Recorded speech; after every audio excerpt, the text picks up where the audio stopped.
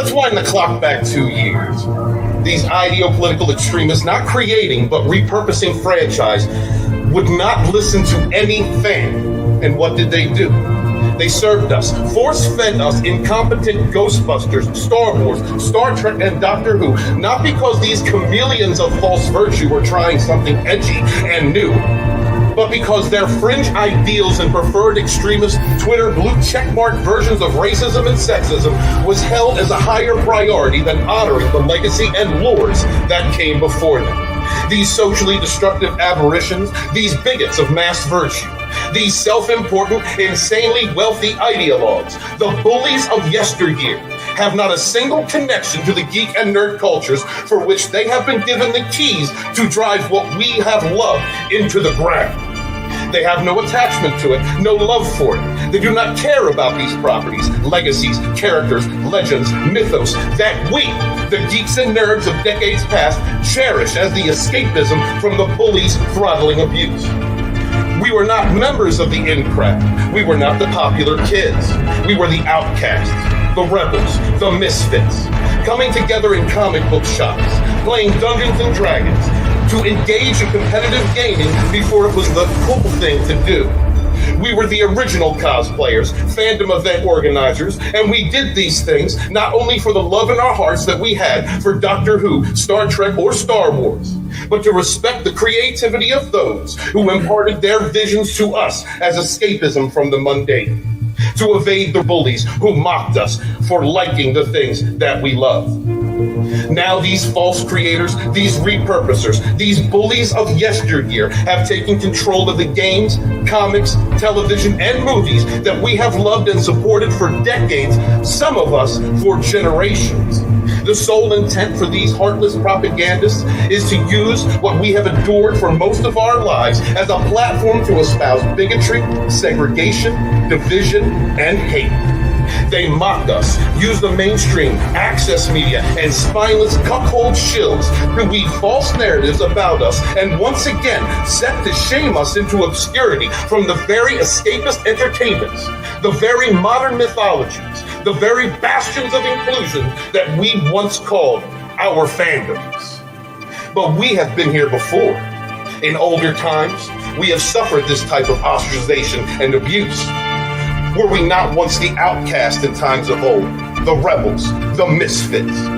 Out of these dark times in our pop culture, after the obscenity of CBS All Access Star Trek, the mockery of Christian Bull's Doctor Who, and the complete and utter degradation and disrespect of the single greatest hero in science fantasy, Luke Skywalker, all of these intentionally open insults to everything we have loved for decades, these hateful, crass, disingenuous social justice bigots set about defaming, labeling, attacking if we dare have anything to say about it. They use their weight in the media in an attempt to bludgeon us into capitulation.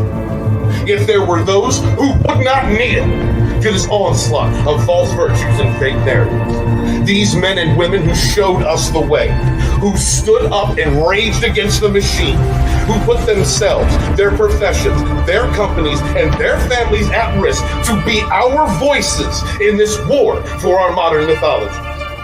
Across the ether of disenfranchised fans came voices independently, yet in unison, from Anna that Star Wars girl to President Abu Nas, from world-class bullshitters to Midnight's Edge. Those who have supported and adored these modern myths cried out against the perversion of what we love. And the geeks, gamers, nerds, and comic book enthusiasts came together and formed a new bastion of free thought and expression for what we love. And the fandom Menace was born. Without respect, we reject. We do not bow to social terrorists. When the industry tells us to like it or leave it, stand up, my brothers and sisters, and shout, we do not kneel. Hail the fandom Menace. Hail to the chat. Good to see you guys here today. Thank you very much. I'm going to go through and say hail to everybody. Memes of Destruction, my guest tonight. I'll be bringing him on in a few moments. Phil TMNT, what's up, dude? Good to see you. Thank you for stopping through. Bortle Moon Award, Hail Brutal, the best Probably one of the best names in the chat. What's up, Runner Studios? Runner Blaze. You mess me up all the time, brother. Runner Blaze is here. Just can't stay for long. Just want to say hi. Well, thank you, brother. I appreciate that. My brother, Sporking News Podcast, who is killing it right now. Sporking is a great person, great friend, great everything that this man does. Great dad. Please go support Sporking News Podcast. That is my brother. I can't bring up The King Does Not Kneel, but thank you so much, my man. I appreciate you guys. Check out his shows, his live streams on Wednesday and Saturday, and I believe he does live streams during the week as well. It's been a while since I've been at YouTube. Please support your indie creators out there. Hail. What's up, Accidental Tourist? Good to see you. Thank you, channel member. Thank you for keeping the lights on. Much love to you. Appreciate you. Storyman Jack is here. What's up, Storyman Jack? Gonna have you on soon, man. I want to have you in the author interview soon. Bright as day. What's up, Zach? I'd like to have you on as well. Next week, my guest is going to be 32 Flavors of Nick Weiser. Can't wait to see him come on. What's up, Rogue Disney? Good to see you. Hail, brother. Thank you guys so much. If you could smash the like and share out the link. We support indie creators around here. When I first started my channel, one of the very first shows that I did was the author interviews. It's been about 2 years since I ran that. Go back. There's a whole list of videos on my channel with a lot of good people that I had the chance to interview, interact with. It's kind of how I began to get to know people. And I've been thinking, I'm a writer. I'm a YouTuber, but I'm also a writer. And a lot of my passion comes through my writing. And as I've been working on that craft, I realized that maybe I'm not meant to be a big YouTuber, but while I'm here, I've made some amazing friends, and I want to continue to support indie. I love indie comics, indie writers, indie creators, whether you're on YouTube or any other platform that you're on. It's very important to me, and it makes me feel good to support others. It makes me support because I believe in what we do. So, what's up, Wookie Supremacy? Good to see you. So, without further ado, I'm going to bring up my guest. He's one of the funniest dudes in the community. Got me to take my shirt off, and I haven't lived that down forever. With me is the Memes of Destruction. What is up, brother? I have no idea what you're talking about, Stephen. You Thomas Gilkey's birthday stream 2 years ago. You came in and you got me, Ord's board. You got everybody take their shirt off. You made us man up, and I never lived that down. Drunk 3PO told me my shoulder looked like a lump of mashed potato. There are a plethora of reasons why that doesn't bother me in the slightest. Because real men can take their shirts off and be totally okay with it. It also didn't really bother me for you. I'm like, all right, well, he's a dad. Also, I'm factoring in. It's like I remember seeing some videos and including some clips I used of you earlier on, and you now. You're a handsome man. Done a lot of self-improvement, man. Good for you, brother. Thank you, brother. I appreciate that. It's good to see you, Memes. Thank you so much for coming this week, dude. I really appreciate you being here. Oh, thank you for having me on. This is fun. This is going to be fun. This is going to be all about you. We're going to be talking about you today. Oh. So if you have an ego, we're going to stroke it a little bit. Oh dear.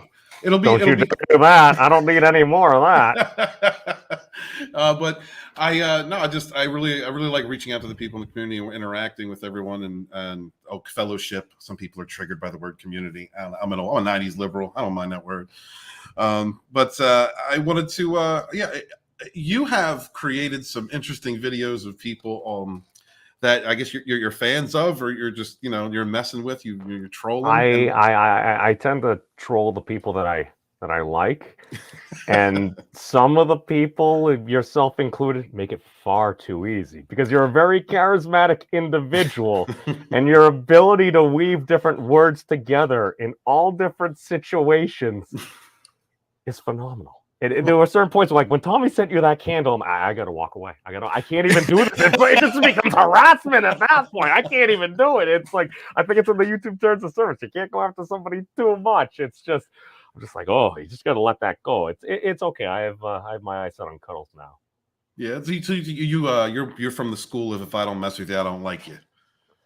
Well, that's the thing. It's playful jabs with people that I tend to know that can take and stuff. Like if I need a quote unquote go after my big thing is if I'm kind of like an NPC in like World of Warcraft. It's like I'm kind of like yellow. It's like If you ain't attacking me, I really don't care. Oh my God, can you believe the things that this person said about that person? It's like, okay, I like that person. Oh, is there any truth to this? Well, when you go through the mirror, this, that, and you get, and that, it's, dude, I've had it happen with so many different communities. Just pretty much every community I've ever been a part of or kind of orbited around a little bit. It's just like, you see different things, and then again, I'm generalizing here. I'm generalizing for the vast world of the internet, in that you run across folks and they'll be like, somebody said something or somebody did something. It went beyond the pale. Oh, there's a purity spiral about you need to do this, and you just see what happens. And then there's always like a factoring here, and some folks here together. I'm just sitting back. I'm like, and I've had folks come to me with a different communities. It's like, memes, look at this. It's like, look at all this, the information dump and stuff. And I start going through. I'm like, wait. How many hundreds of pages of stuff do you want me to go through? It's like, dude, I'm not an attorney. That was my father, Mr. Memes. It's like, I go through like 10% of some of the stuff. And it's like, now, again, just having spoken to some of these folks and having interacted with them on a different basis, it's like, I think a lot of folks, they just didn't like each other. And then the way the game of telephone goes, it just kind of extends. And I'm like, I still interact with a lot of these people. I'm perfectly fine with them. And even if someone goes after me, it's like, what? Oh, mean words on the internet. Oh my God, dude, the clan. It's like, that hypocrisy is what gets me. My thing is, don't get me wrong. Mean words can be very hurtful. They hurt my feelings. But the thing that I run into, it's like, I still grew up in the day and age where it's like, well, I am rubber and you are glue, whatever you say, bounce on me, it sticks to you. It's like, the thing with hypocrisy is, if you have some folks saying, it's like, oh, can you believe these folks getting all angry about mean words on the internet? Fast forward about a month or so, and you see some of the same folks saying, can you believe the mean words that somebody said about me on the internet? And I'm just like, okay. Now again, everyone is different. Right. Different people take things differently. But my thing is, if I see some folks and they're like, oh, you shouldn't worry about this. Oh, that's not a big deal. And then you take something that might be important to you, because we're all different. We all different things are important to us. So it's like, well, now that's a big deal to you, but it wasn't a big deal. It just right. Like right. Well, what is important to you in interactions with a fellowship or a community? Conversation, people just being willing to open up, to go to that hard place, getting past the superficial nature of a lot of reality, which I feel like we've trained into ourselves in so many ways. And don't get me wrong, there's reasons for that, because it's like, well, if somebody invites you into their home and all of a sudden you drop trow and you take a crap on their floor, it's like, that's probably, unless that was what was stipulated beforehand with consenting adults, probably shouldn't do that. It's also unsanitary. Yeah. And that's the thing. That's the way I look at a lot of things, like on the internet with YouTube. It's like, okay, I'm going to go have a conversation with somebody that it's supposed to be a debate or something. I saw the conversation break down with one of my friends. It's like, this is one of the things. I come from more of the political side. I had in situation where I was supposed to speak with somebody that was originally introduced to me. They were a black supremacist, quote unquote. And I'm like, oh, and then well, they're a black nationalist. Oh, and then also it's like, well, I actually, the crazy part is the dude that organized this. He was one of my senpais, Master Ogre. He taught me a lot about trolling. I hope he's doing well. Power to you, Master Ogre. But all I know is at one point, he's like, all right, I'll be right back to set up the thing. And then also the gentleman who my other friend had debated, and they got into a huge screaming match. He popped on, and I'm like, okay. I saw a point in the conversation just in text where all of a sudden there started to be some profanity used. And one of the things I've learned about profanity, as I hold two fingers up here, is that whom do we curse? We curse those we love and those we hate. Just limited dimensionality of the internet. It can be kind of hard to tell who sometimes. And I saw that. So I took I'm like, okay, rather than starting off on the wrong foot, let me try to use those manners things that I was taught when I was a child. Hello, sir. How are we doing today, sir? I'm not gonna lie. Now, I'm not saying I was hypothetically invited to the hypothetical quote unquote black ethno state, but I may or may not have been invited to the quote unquote hypothetical black. I don't know. It's a weird world, man. It's a weird world. It's one of those things where if you actually open up and you don't actually go after somebody, because folks are so used to people going after them. You say any one little thing wrong, and then all of a sudden somebody's going to jump on you. You're going to have all these things that happen. I think Sam Harris said it best at one point where it's like he was on vacation. And all of a sudden, just one day he's by the pool and he gets a text message from a friend. It's like, oh, Sam, I'm so sorry. It's like, well, what? Well, have you checked Twitter? It's like, no, I'm on vacation. So I goes to check Twitter. And people are losing their minds about something he said like a week or two ago or something like that. And you're sitting there and you're like, I still remember turning a rotary dial, calling down the street and asking, hi, is Robbie home? Not where you at, dog. Are you home? Right. So it's a completely different dynamic now. Yes. These are things that I don't think as human beings we've fully adapted in the appropriate ways. Yeah. It's amazing what an LOL can do in a message too. Just to let them know or let someone know you're joking or you're laughing. You're right. I mean, so how important is language to you? Like how important is the ability to communicate with others? It's absolutely critical, and I feel also slightly obligated to say this at this point due to the hundreds, perhaps more hours that I've listened to a lot of Stephen Wolfram streams. He's a computational language designer, like language creation within the Wolfram language code. That's literally what he's been doing for the past like 30 some odd years now. And I got into that kind of like through like he was doing like the Wolfram Physics Project. He's searching for the quote unquote fundamental theory of physics. And I'm listening to this, and the more and more I just kind of go through and I'm listening, I'm like, this is very interesting because appropriate language makes all the difference. Because you just look at like the news headlines, what might be more impactful for a particular individual? It's like, all right, tax reform and how the marginalized brackets and everything will affect you. In reality, it's probably going to affect a lot of different people out there versus president sex scandal. Does that affect you at all? Probably not. But it's a sex scandal. Ooh, spicy. You want to click on that? And I'm totally guilty of this. I do those things. I'm like, oh, I know I'm getting baited. Let me be baited. But there are less rickrolls now. There are less rickrolls with higher speed internet, so it's not as bad.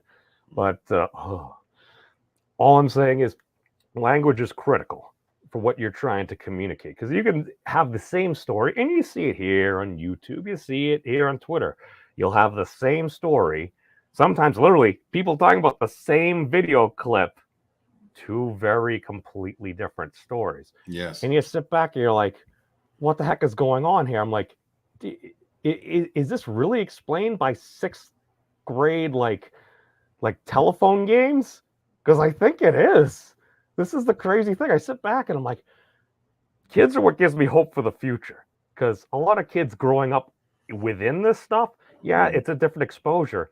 But they're like, well, yeah, of course people are going to do stupid things like that. That's it was kind of like how we did the old game of like, well, who's going to hang up first? Who's going to hang up? And then you end up falling asleep, and then you wake up in the middle of the night to the on the phone, and you're like, I don't think that happens anymore. Might be a good thing. It might be. It might be. So tell us, for anyone who out there, anybody in the chat, if you would like to ask Memes a question, please go ahead and post that in the chat. Real quick, Brightest Day says the Memes of Destruction is a living definition of stream of consciousness. Can confirm. Rugo, channel member, thank you so much for being here. Says, hail all, hope you're having a great Monday. We are, sir. Thank you so much. Phil TMNT says, I see two great men on the panel. Thank you very much. Humbled by your praise, brother. Thank you. Becky Brower says, two of my favorite guys, Memes and Walton. Hell, damn, look at this. Thank you, Becky. Thank you so much for being here, sweetheart. Much appreciation. And CJH has stopped through. He says, greetings as always, fellow aliens. What's up, CJ? Good to see you. So we also, there's a link for the Memes of Destruction's channel below. He's in the high 800s now, I think. You're almost to 1,000, sir. Something like that. Don't give me power. I'm trying to give you a little bit, bro. I'm trying to massage. It's like I said, a little bit of a stroke. There's a little stroking going on. You gotta eat. You don't want to force it. You want to be gentle. Absolutely. Well, I mean, yeah, that's true. That's true. At least at the beginning, you need to work your way up to your current subscriber bases and everything like that. You don't want it to be hollow. You want it to stick. That's right. We're all going to hell. Pale Rider says, memes, can you make Walton a leprechaun in a tree background? Tommy already did that. Yeah, Tommy's got you. So, Becky, what's up, baby? Good to see you. So, memes, tell us a little bit about your YouTube channel. What inspired you to create one? I got tired of yelling at the TV. Oh, that's a good reason. Well, it was one of those things where it's like, all right, I started paying attention to the whole politique and everything. And at one point, XX Mrs. Memes, she got some tickets. We went to one of the local Trump rallies and stuff there. And I went into that thing and I'm like, all right, this is very interesting. I'm like, oh, this reminds me of like a very well-run WWE event. All right. There were words said and everything. There were people that agreed. There were people that disagreed. I almost got kicked out of the event. And I didn't even mean to. Well, see, the thing is, what normally happens is people will get up and applause at a certain point, and then people sit down. I'm a highly excitable individual, so I just stood standing there. And I was at one point when like the security people came on, it's like, do you mind sitting down? Because apparently the people that stay standing up, they often have signs or a shirt or something they're protesting, and they would kick those people out and everything. So I'm like, oh, I was just standing there. And then like 2 weeks later, somebody that was a supporter of candidate Trump actually got kicked out. I think for that exact reason. Wow, you were spared. Well, I was also the bearded dude wearing flannel. All I'm saying is maybe demographically it probably wouldn't have looked that good. So It's beard bias. Dr. Coffinale stopped through and he says, what's up, everyone? I'm watching, but I can't hear anything at an effing skating rink. Well, I hope you're having fun. You there with some kids? Taking the kids to skating rink? Thank you, Dr. Coffinales. Been a friend of mine in the chat for, oh, God. I can't even say I've seen Doc Coffin around. I apologize, Doc Coffin. I never truly learned to skate. I had a traumatic incident when I was a very young memes. I went skating at the local ice rink. One of my skates wasn't tight enough, so it slowly moved back and forth on my inner ankle for like about an hour and a half, and then when I took it off, my sock was all covered in blood. It looked like it kind of sawed through the side. So I was like, I don't think I want to skate again. It was too bad. I was good at like street hockey. Woof! That's I would never skate again either, dude. That sounds traumatic. I love watching hockey, though. I just never really learned how to skate. CJ's come through with the peen story and hell, brother. Yeah, hell, brother. Let's see. Accidental Tourist said, wow, YouTube unsubscribe me. No worries, just subscribe again. Thank you very much, Accidental Tourist. Even a channel member, guys, please make sure you're still subscribed to your favorite YouTubers. YouTube be playing games. Bone came through. He says, hello, Stephen, Walton, and memes. Oh, beware of the kitty. Ezra Goldstein says, hail Steven and other YouTuber. Well, this is the Memes of Destruction, Ezra. And if you would, he's almost at 1,000 subs. We're trying to get him up there. If you could please subscribe to his channel, link is in the description below. I would greatly appreciate that. Thank you very much for being here. Let's see. God, where do we go from there? Traumatic experience. Wherever you would like. It's I completely scarred my co-host with freaking. I found out my co-host, Piper, Fizz, or Fizz, whatever. Oh, whatever. Piper, I love Piper. Yeah. No. Great gal. At one point, I mentioned something about like ants, and she's like, "Oh, I'm like, oh, you don't like bugs?" She's like, "No, just ants." I'm like, "Did you have a tree?" And I was going to ask the question, and then I stopped, and then I asked it anyway by saying I was going to ask you if you had a traumatic experience, and apparently when she was like an infant going on like one or so, her parents took her out of the car, and I think it was in Florida or something, put her on the ground, and by the time they went back to the car to grab something else, poor kiddo was swarmed with fire ants. Oh my Lord. She didn't know. She grew up being afraid of ants. She didn't know why. Wow. And then her parents ended up telling her that happened. Like, oh, that makes sense, because we were talking about like different cognitive developments and everything. Right. And the crazy thing was, we then went through. She was telling me about like these evil, like the murder ants, kind of like the murder hornets, except they're like ant-like. And she was telling me about them. And I went through the Wikipedia article, and it was like the silky, pretty kind of looking red ant. It's like a super fire ant. It's actually a wasp. But we were going through the article, and I had the big picture, and then I clicked on the other screen, but I didn't change the screen. So I'm reading through the entire Wikipedia article. Although this gigantic, terrible fire ant of evil is still on the screen, I'm reading the article, and she's like, oh, I was wondering why you were just kind of like trying to traumatize me. So That's incredible. Pale Rider says, I went to the roller ring and raced a junkyard dog song. Another one bites the dust. I'll make another bite, and another one does. Okay. Another one bites the dust. Hell, brother. There's Boogie Supremacy throwing out links. Thank you so much, guys. Please subscribe to the Memes of Destruction. Let's get him up. Ezra already subscribed. Thank you so much. Oh dear. Much appreciated. Thank you. You've been warned. It's going to be funny over there. Absolutely. You were telling me earlier that you were uploading something for culture. Yes. So just a wee quick compilation. I got stuck at work for a little longer. I was gonna go with Steppenwolf, but I need to use that in another video this week, and I didn't have time to clip together stuff for like 4.5 minutes. So I just took Denver the Last Dinosaur and clipped some stuff from Snowdub's channel and everything. Nice, beautiful. How many creators are you involved with around the community, or a fellowship, whatever anybody calls it? It depends on how many valences you want to go out. That's the thing. It's like we're all different circles within circles within circles, outside of circles, looping within circles and spirals and spheroids and stuff like that. I get around. I go around to people that I tend to know, and then are talking about things that I kind of find interesting. That's one of those things. It's like I'll go to some places for the topic, and very often I'll stay for the people, because if there's interesting people there, it's like I like some of these people, and very often I feel like I try to be a bit more of a balancing force. See, my thing, I don't really care what a person does as long as you're not harming another human being. I don't really care what you believe. So don't harm children.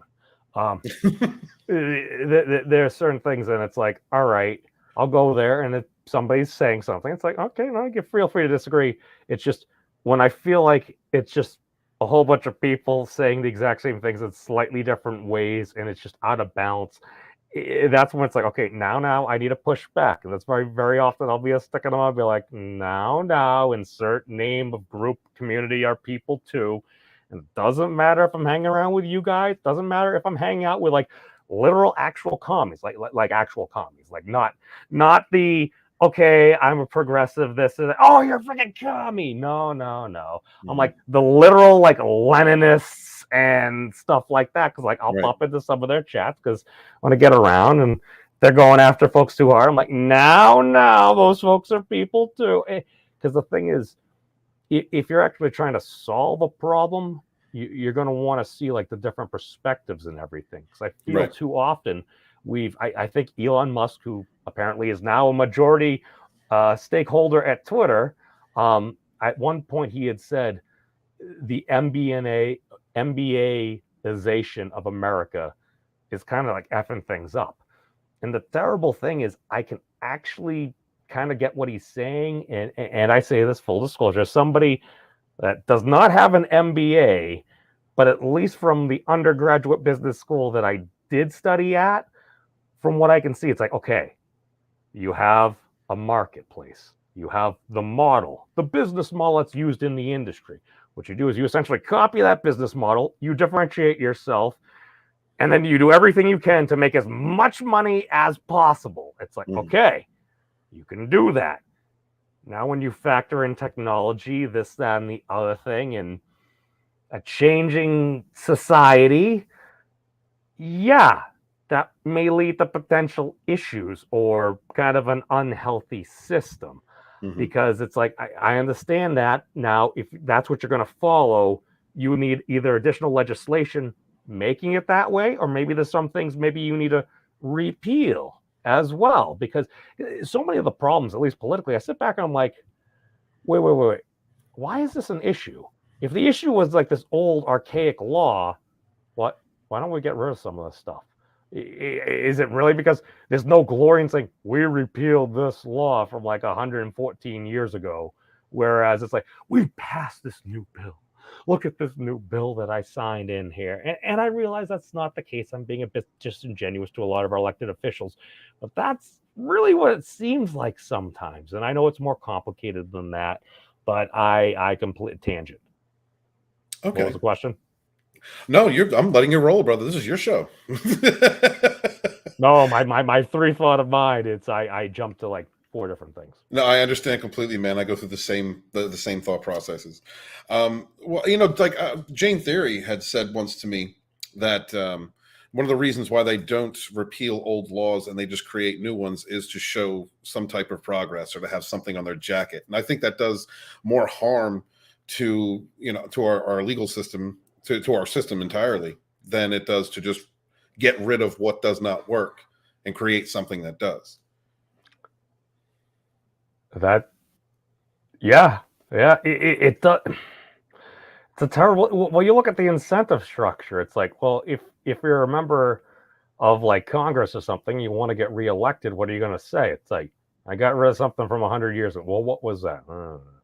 It's like, I passed the bill with an amazing name that sounds good to save all the puppies and the children. It's like, wow, what a great person. I'm totally voting for them if I remember. Yeah, absolutely. I mean, you just look at that. That's why I'm like, okay, getting around to different communities. But no, I go around just because it's like, okay, let me see what some of these people are actually saying. And you will at times see like the stereotypes. It's like, well, these people just hate these people. Right. And it's like, all right, well, these people, they're stereotyping this, they're stereotyping that. And again, that's not all. It's just very often you hear the people that are loudest causing a ruckus. It's kind of like in school, if you got 2 folks outside and they're throwing down and they're causing a ruckus and everything, it's probably going to drown out a lot of the noise. And the person that's like, yay, I solved this great scientific problem that's going to do all these amazing things. And then they get run over by a mob and the paper gets like blown away or something like that. And you're sitting back and you're like, well, those folks made a lot of noise. And no, people are talking about it. And I feel like we have a terrible incentive system. All I know is when Jersey Shore was renewed for more than 1 season, something was going on. Right. Absolutely, brother. Do you think that, what do you think of YouTubers, well, not just specifically YouTubers, people on social media who use, as you were saying earlier, the same story, just different variation of it, to build their channels? I mean, do you think that there is a lack of originality, or do you think there's an echo chamber that's been formed? I think it's just the business model at play. I could assume. My thing is, it's like, I think far too often we assume ill intent. We assume malice, where one person might just not have the information. 2, they might just be doing what everyone else is doing. It's Mark McGuire. I love that season. That was such a great season. Oh my God. All I know is Mark McGuire, he rubbed his bat across Bill Goldberg's chest. And then I remember at that time, the WCW announcer was like, he might break the record in a week. He broke it in a week. I think. I might be slightly off. It's just the incentive system, man. That's the thing. I mean, you can harp all day about, oh, look at these people doing this, chase clout, chase this. It's like, what are you doing? You're talking about what people are talking about. It's like, is it really a surprise that it's like, oh, wait, I go on Twitter. What are things trending on Twitter? Because if I see something trending on Twitter, maybe I'll click on it. And then what do? I go to YouTube to look to see a video about it to learn what's going on. So very often it's like, all right, if you just follow that, and you put it out, and German from the quartering, he's great at this. I mean, he has an MBA. He knows what he's doing. That's the thing. I might disagree with him a whole bunch on a number of different things, not all things, but you look at it's like, well, what am I going to do? Fault a guy for like playing the game? It's like he studied business. He's following the business model. He's putting stuff out there and everything. He's putting in the work. What am I going to say? I thought about, I have some videos that there are so many things.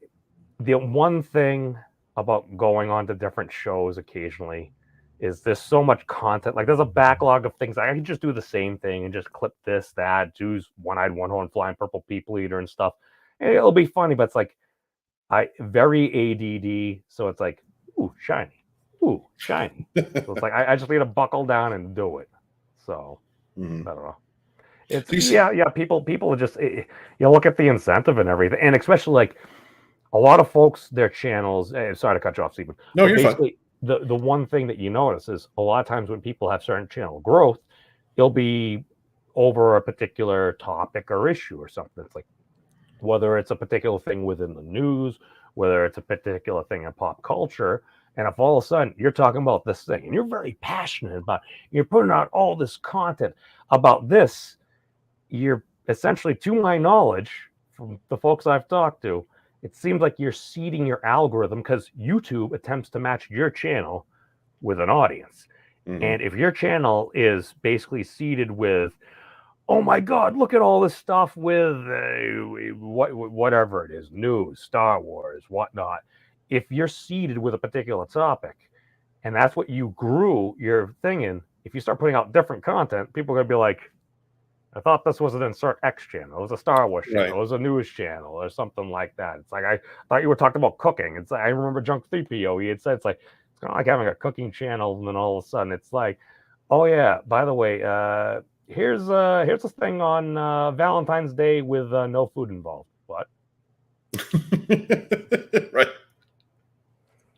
It's you probably changed the channel, or it's and that's one of those things where it's like I said, because I've had occasionally perhaps some conversations with Team YouTube on the Twitters and stuff like that. It's reached out for feedback. It's like, you're the largest video hosting platform in the world. You're essentially the modern TV. Good luck. Yeah. I basically said just let folks know what's going on if their video is in a particular process. Just I mean, well, and that's what I tell people. Like when I've given advice, or I've been given advice, or given out advice, I've always said, if something hits, mine it. Keep mining that topic. Just keep going after it, because, like you said, YouTube does try and sync you with an audience. For people like me who sometimes go all over the place, it gets difficult. CJH, channel member, thank you, brother. Says, question for Memes of Destruction: if you took your glasses off, would you have another pair of sunglasses underneath them? Thank you, CJH. Dega Outlaws here with us. What's up, dude? Thank you so much for being on. I want to have an interview with you as well sometime soon, sir. Love Dega Outlaw. Great, very good dude. Very good dude. Very good person. So, all right, let's go back to your channel just a little bit. How would you describe your channel? That's a good question. There's not really a good answer. See the algorithm. No, dude. The YouTube algorithm looks at my channel. It's like, all right, so you got a whole bunch. You got some satirical stuff starting off.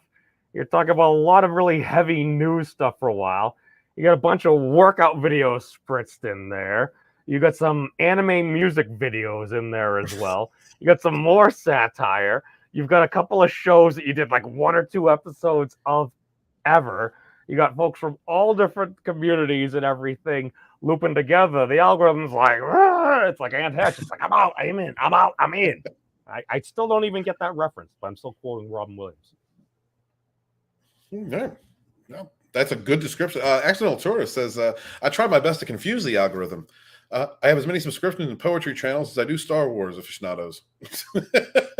Well, that's the thing. Once you get an audience, it's very interesting how you see different people interact. And it's like, all right, it's like, because very often you'll tend to see certain folks, there'll be certain either demographics or certain ideologies or whatever it is that folks tend to be of a particular way. But there are certain channels where it's like, okay, I know these people. These people vehemently disagree about certain topics, but for this topic, they're jelly. It's very interesting. So let's see. You interact with various different people in the community. You even said that you talk to people who have opposing viewpoints. So I take it that you were talking earlier about you can't solve a problem unless you understand what other people, what their perspectives are. So how do you normally engage with others who have vastly different viewpoints than your own without being frustrated? I mean, you can't always avoid being frustrated, but the big thing is just listen. Because a lot of folks, in my opinion, they just feel like nobody's listening to them. That's why very often people get very loud. They just start, it's like, all right, you could say something. If nobody's listening, or if everyone just kind of like passes you by, of course you're going to turn up the volume and start screaming. I mean, it's just standard childlike behavior. I want a cookie now. It's like, yes, by increasing the volume of your voice, you're guaranteeing you're not getting a cookie. But well, a lot of people don't necessarily realize this. So very often what I'll do is I did a small social experiment, quote unquote, because very often what I notice is sometimes you'll get people trolling in the chat, and some very often saying very not nice things and everything. So I sit back and I'm like, okay, I mean, if it's just a porn spam bot or something, whatever. But I mean, these are the things. Early internet, what are the things that you would get rid of? You tend to want people to be able to speak, but if someone's just blatant spam, or if people want to fight, you put it into the snake pit, into the flame board. You just move the conversation there, so not everybody. And social media now just has all on the open. That's another issue. But listening to people, what I would notice is I see what would be going on, and I'm like, what if I did the exact opposite of what most folks seem to be doing?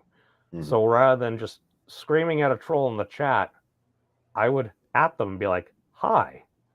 And I would treat them just like everyone else. The crazy thing is, Steven, is very often I get a response. And we'd start having a conversation. There would be even people that literally like, these folks were racist, man. It's fucking insane. Terrible things. I sit back and I'm like, do you think you could be a better troll? And I asked some folks this that were posting just some terrible things. And I sit back and I'm like, okay, that's nowhere near as terrible. Still really bad. Still pretty terrible. But at least it was more creative. At least they spent more time in being a better troll. And it's a crazy thing that I just actually interacting in a way, because I sit back, I'm like, well, wait, if these folks basically are just going around interacting in chats and they're getting negative attention, and if that's all they're ever used to is just getting negative attention, it's like, at least they're getting attention. So if people are attention starved, it's like, well, what do? I go around and be a dick to people, and then I get attention. I get my human interaction there. It's like, well, what if somebody treated you like a human being? What might happen then? It's a very interesting thing. So you're basically changing the vibration. You're changing the course of the entire interaction, and giving them a new outlet for that attention seeking in a constructive way. I mean, a lot of folks, they just enjoy having a conversation with another human being and stuff. It helps keep them sane. I think that's one of the reasons why I stay on the internet, just because it's like, oh, if I just listen to all the voices in my head, it's probably not going to lead to anything good. Dig that. So what are some of your interest memes? What are some of your biggest interests? Well, according to my Pornhub, I like money, dragons, and turtles. Okay. Those three aren't bad things. You like shellback? I do like shellback. I do like turtle power. I mean, I like all different types of things. Oh God, no, actually. See, I go all around. And again, oh yeah, the other reason the algorithm doesn't know what the heck to do with me, it's like all of a sudden it's like you go on a really hard science kick. It's like, wait. You're explaining how to calculate the Planck time and the fine structure constant here. It's like, what the heck does that have to do with you being shirtless freaking like 3 videos back? So like again, the algorithm's like Right. So I really like science. I gave up potentially going in. Number one, I wanted to be a paleontologist when I was 7 years old. I wanted to dig up dinosaur bones in Montana. It was going to be the greatest thing in the world. And then Jurassic Park came out. And I sat there as a kid in awe. I'm like, why would I go dig up dinosaur bones when we can make dinosaurs? So now you want to be a geneticist? No. See, and then the crazy thing is, I was always into science until we got up to probably sophomore year. Once we got to osmosis and biology, I found it kind of dry. My thing was once I got up to like chemistry and we got to like nuclear physics and stuff like that, all of a sudden it's like, I'm pretty sure I probably should have C+ in chemistry. But after we took like that nuclear physics, I ended up with an A. Maybe Mrs. Leckberg just liked me. I don't know. I swear for some of my math classes, they just passed me on. I never understood math halfway through the 6th grade when they taught us how to cross multiply fractions. Because my teacher that day was like, you don't need to know this now, but this will be useful later. So I was doodling in my little notebook and everything. And then we got to pre-algebra. And I remember in the 7th grade, they were like, since you now know how to cross multiply fractions, here are some letters. And I'm like, Brr? So, and then, well, until I got up to like college and it was like, oh, here's a finance class. I got a C on my first test. That blows. Let me actually read the stuff ahead of time, do the lecture, read it again, and actually do the homework. And that's like, oh, now I know calculus. Mm-hmm.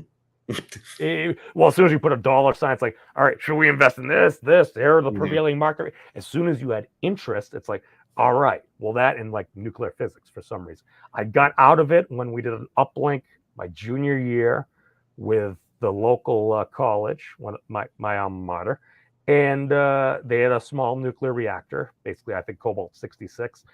And at one point, they did a Q&A at the end, and it's like, the professor's like, I pitched a question. I'm like, well, what would happen if we did this and we put this there? He took a pause, took a breath, and it's like, in theory, you would have created what's known as a neutron bomb, which has a low explosive yield, but kills all life in the area. I'm like, I should never go into physics. And now here I am, a physics enthusiast. You would have gotten in the news.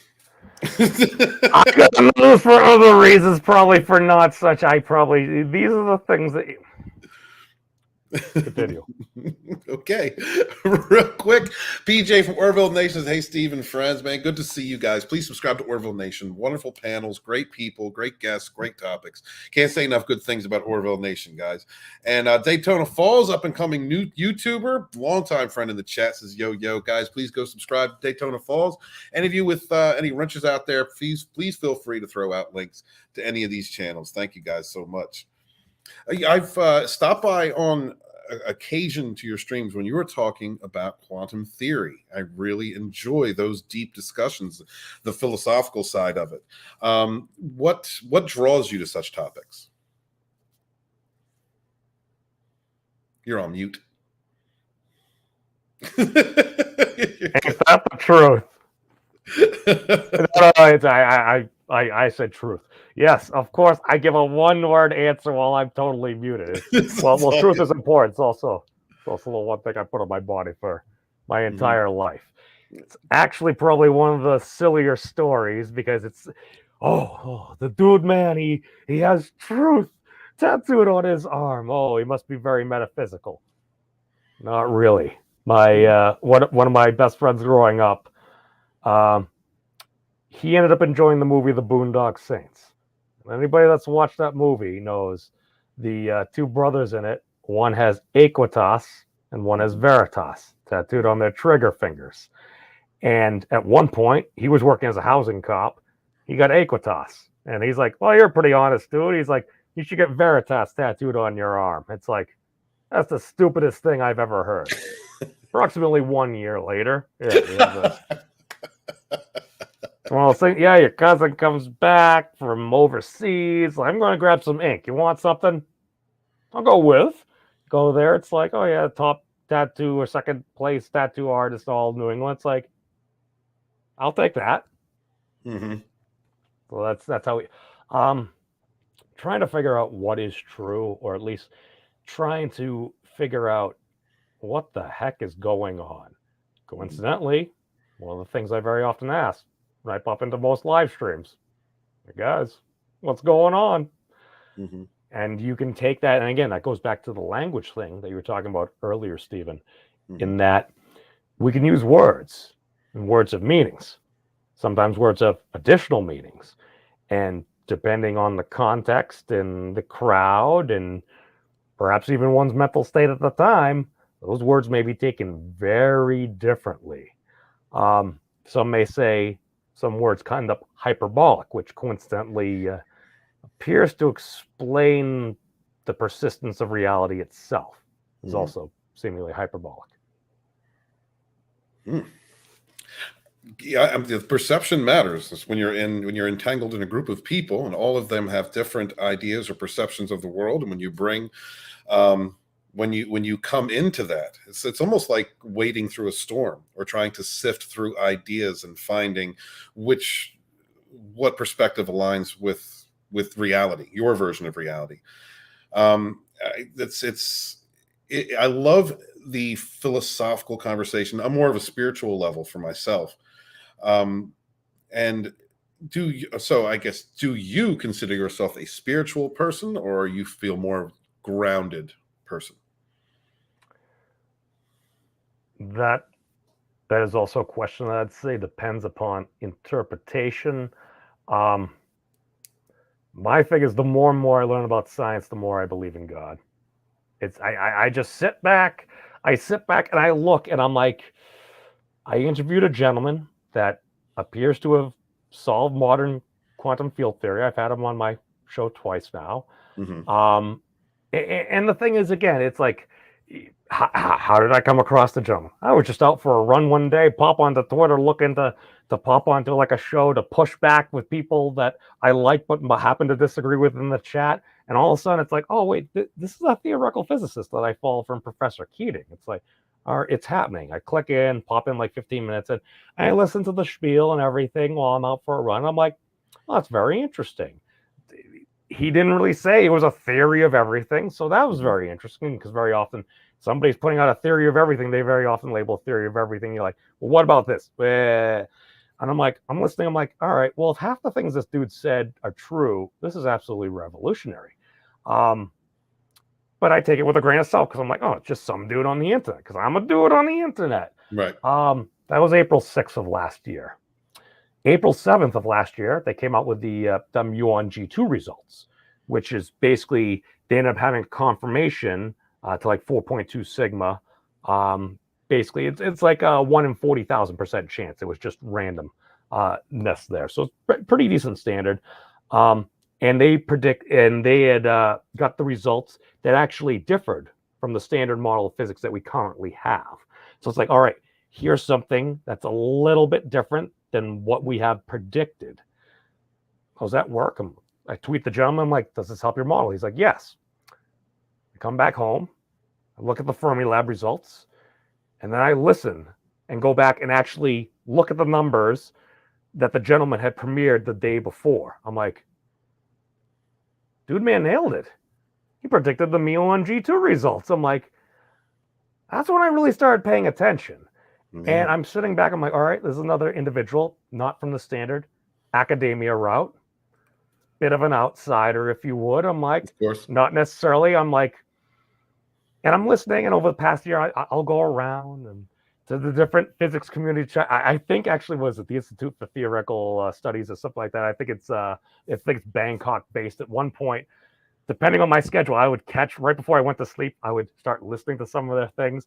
I think at one point, because I would just go in there and just like wave or, hey guys, what's going on? They're like, oh, now again, maybe it's just my narcissism, but I think I was the only person in the chat to just quickly wave and like, oh, he's here for the, and I'd be dropping just, I'm like, oh, try the hyperbolic vortex equation, this, that, and like to the point where I hear Ed Whitten, basically one of the core individuals within string theory, one of the leaders in the community. About a month ago, he wrangled a whole bunch of like, I don't know, 50, 60 physicists within the community together for a Zoom call. And I listened to that Zoom call, and I'm not saying that it sounded like he was saying things that I had been saying about. I think they're starting to realize what's going on. That's dude. Basically, dude, if we could clear the cache of hatred from our heads and hearts, we could probably have replicators in 50 years, man. right. Like that, like it's not within our generation, within our children's generation. Mhm. We could actually like be in like a true post scarcity. So, oh, what do you do then? It's like, I don't know. Well, what happened when people got kind of crowded back in the day? We explored. Mhm. I don't know. Shooting for Yeah, the heavens.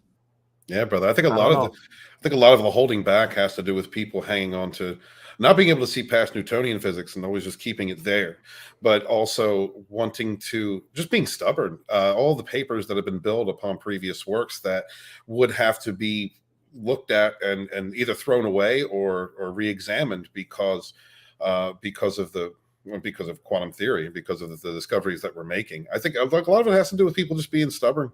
And not wanting that progression or hoarding that knowledge for themselves, which, well, then again, my mind goes to a nefarious place there. But it's a Batman principle.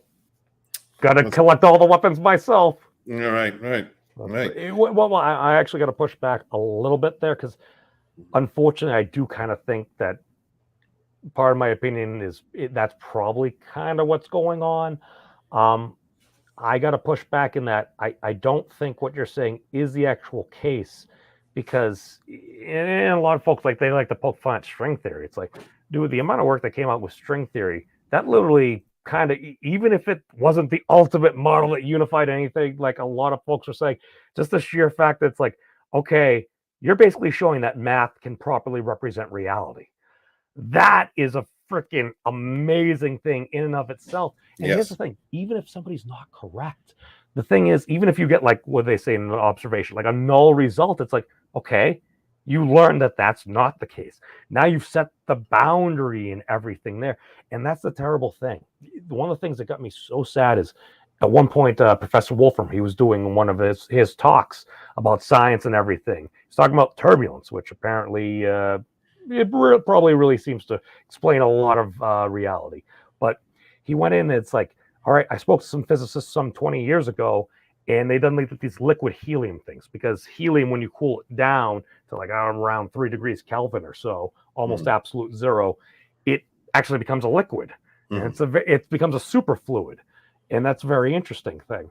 And in theory, it's like, all right, if you were to set up an experiment and you're able to just perturb it a little bit, if you were able to do it the exact same way as best you can and everything, you should be able to replicate the result. But people very often got caught up in like chaos theory and stuff like, oh, of course it's not going to do the same thing. And Professor Wolfram, he's like, when he talked with some of these people, it's like, well, if you really ask us, it's like, we have noticed this. It seems really strange. We have no idea what's actually going on. And they were afraid to publish their results because they were afraid people would make fun of them. Wow.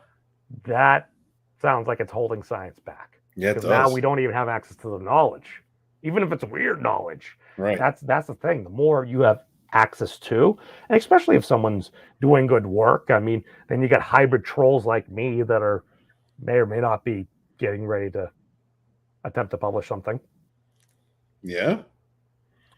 We'll see. No, good for you, my friend. Can you talk It's totally not my work. It's just I'm a person. It's not my career. I'm an enthusiast. What I'm attempting to claim is an extremely strong claim for somebody within the community to make, unless you're literally retiring, or because if it's wrong, it's like, I I don't think it's wrong, though. I don't think it's wrong. My opinion, again, I'm totally biased. It's better than the Lambda CDM model of cosmology. Just I mean, it's a. Go on. Oh, no, I'm sorry. I didn't interrupt you. I'm just saying, like, we have this whole thought of like the Big Bang, but even Einstein at one point, he's like, wait, the universe is doing this. I got to put in this lambda, the cosmological constant, because why is it accelerating and everything? Why is it CMB? It's like, all right, well, what you've seen like a fish tank, right? So basically, just assume like the universe, or actually not. Assume the universe is an orange. I did this before. I claim we live in the skin of the orange. Because if you follow that skin out, if you're coming from the top of the orange, that little pivot point, what if matter and energy was being squeezed through there through an incredibly, kind of like when you break the orange open, you get this little part in the middle.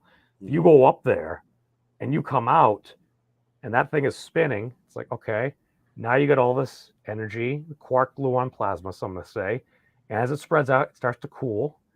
And if that orange is rotating, guess what? You're going to have fairly decently spread out, not completely even, dispersion of matter and energy throughout the universe as well. And eventually, once it goes all the way to the bottom of the orange, basically gets sucked back in a vortice to the point where you got like something the size of the Milky Way getting compressed down to an incredibly small point that, I don't know, if you're going to hit the Planck temperature of, what is it, like 10 to the raised to the power 32 Kelvin, right? That's a lot of zeros. I'm pretty sure the only way you could get up to that is taking like entire galaxies and crunching them down.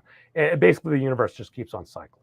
Basically, Roger Penrose he's essentially right. You just plug in Thad Roberts' research on the hyperbolic figure 8 knot and its complement.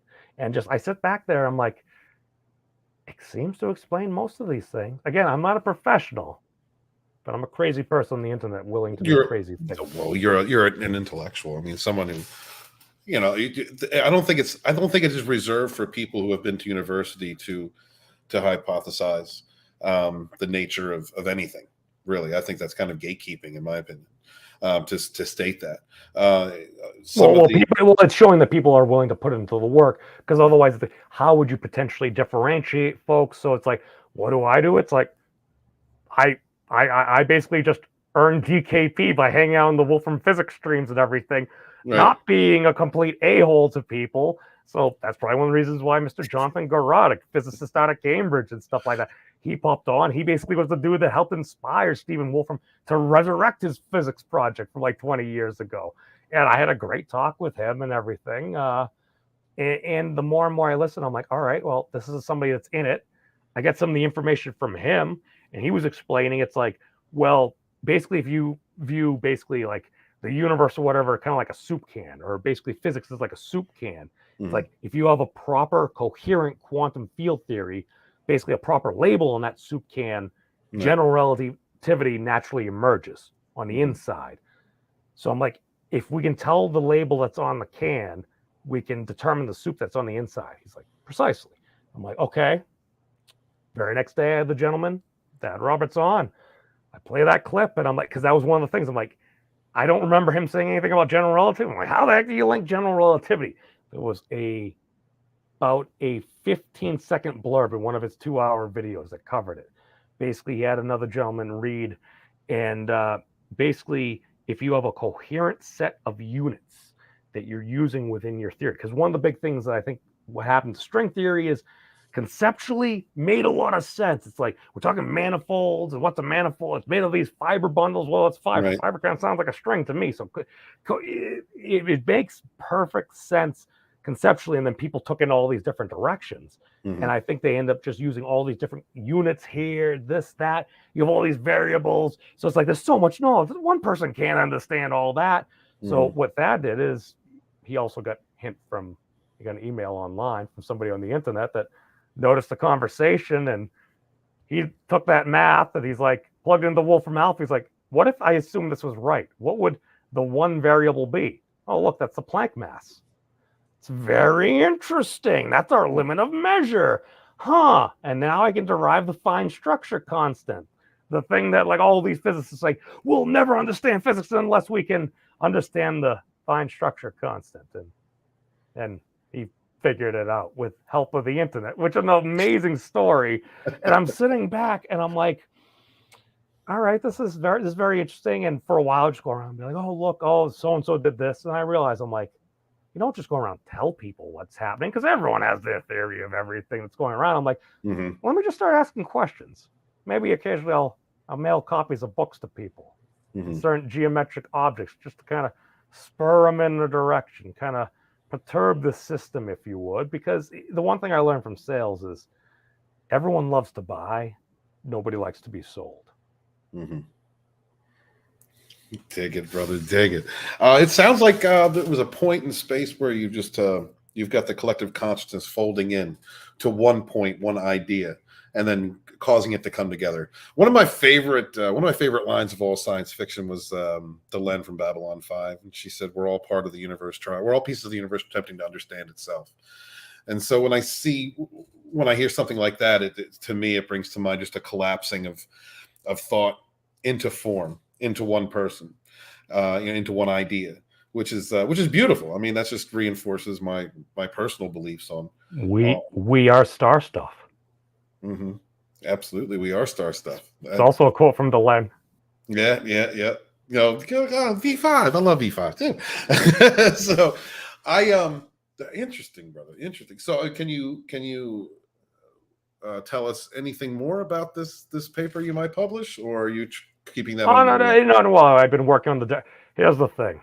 I was literally just going to do a one page about make a major claim, link to the references about where I got it from, because it's like I'm sitting there, I'm like, well, Thad basically did all the work on this, and Sir Roger Penrose's already published like conformal cyclic cosmology.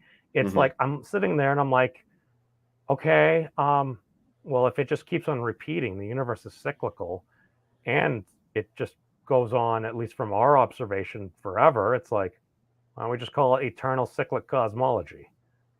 Because it's because at least it appears to be eternal. And then PBS Spacetime recently did a thing. It's like, what if we lived inside a black hole?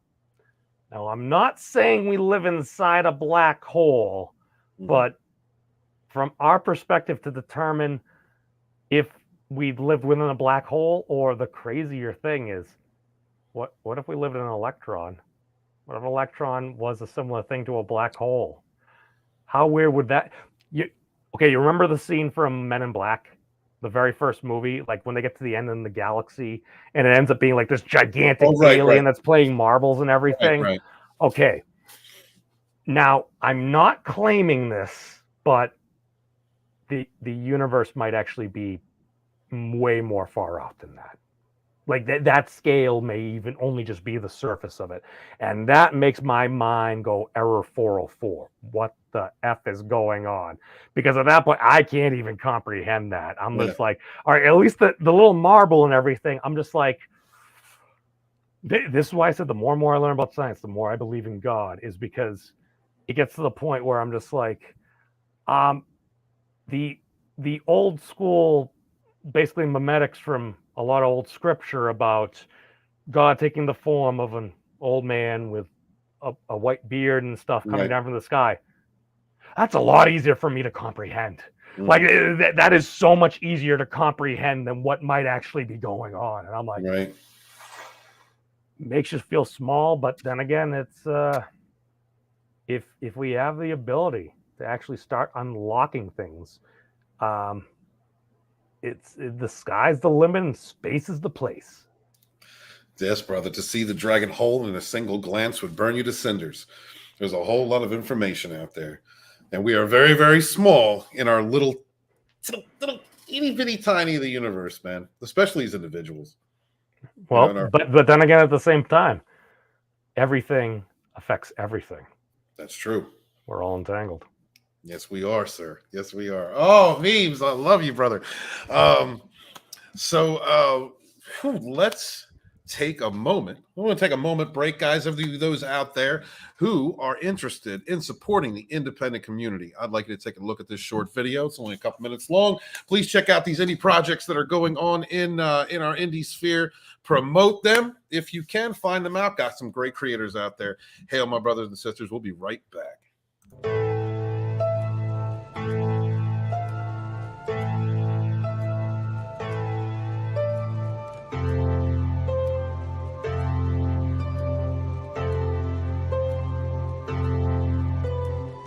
The hell is that? This is the hell you have created for yourself. I'm just standing up for my rights as a consumer.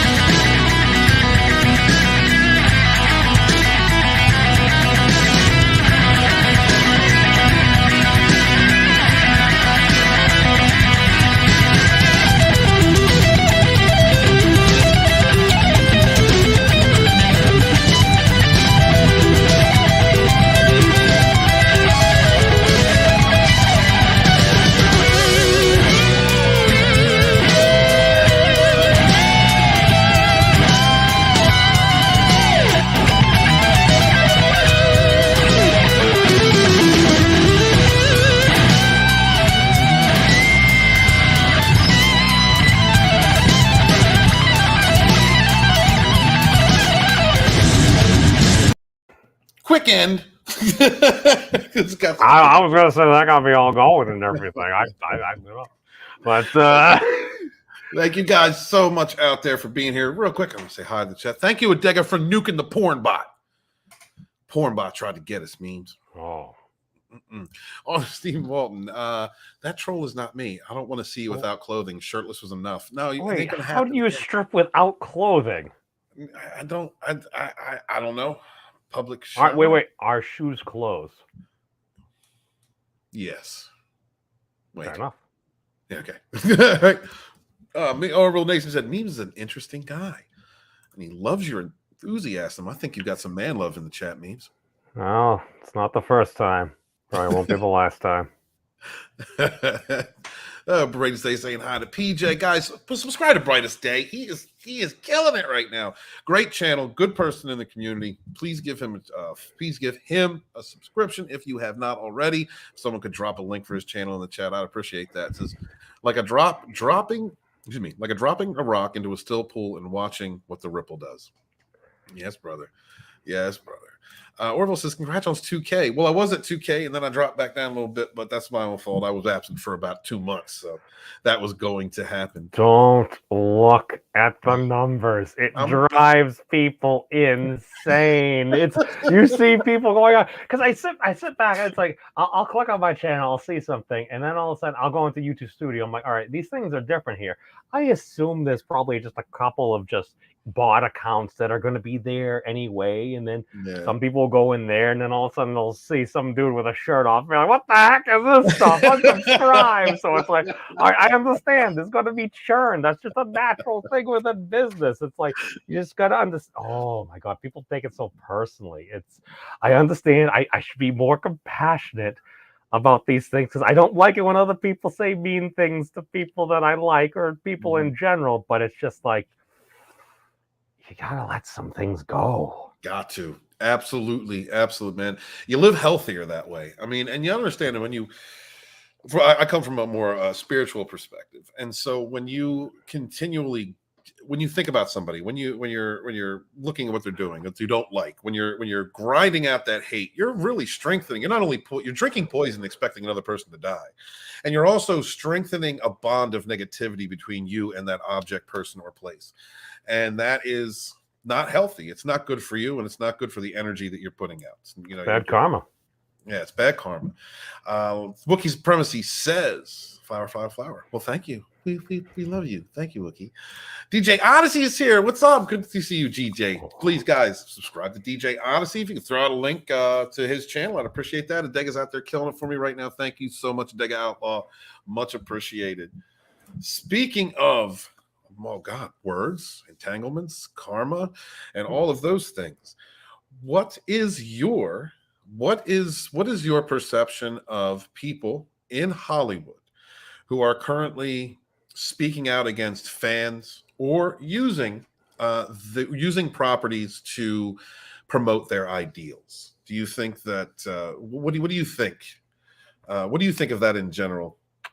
From my recollection of growing up, very often the general mantra was, we just want the people that are acting to just act. We don't care about their opinion. This was before social media or something, because I remember occasionally be the story, it's like, oh, so-and-so said this, so-and-so said this. It's like, wait a second. Somebody may disagree with you politically? Oh my God. That would never happen.